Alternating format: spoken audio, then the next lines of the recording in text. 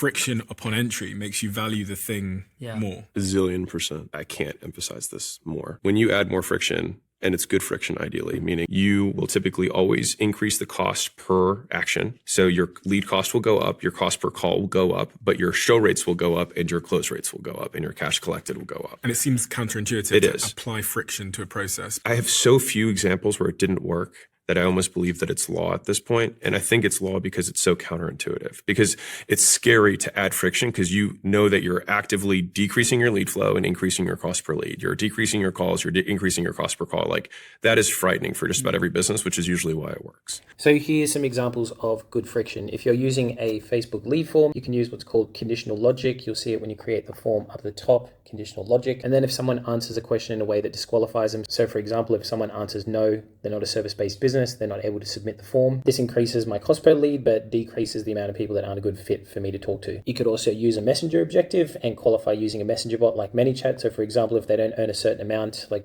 between 50 and 100K, this will disqualify them. They won't be able to submit, and this won't be dictated as a lead. You could also use a very simple assessment. For this example, I'm using Typeform. Go through to the next question. Maybe we only service customers in a particular geographical location, and so on and so forth. If you're interested in learning more, I do have this video on my page, and I dive into two scenarios. The first scenario is where you don't add any resistance, and the second scenario is where you add a little bit of resistance, and how that changes the economics of your business, like increased appointment setting rate, increased sales conversion, and so on. Just comment the word lead and I'll send it over to you.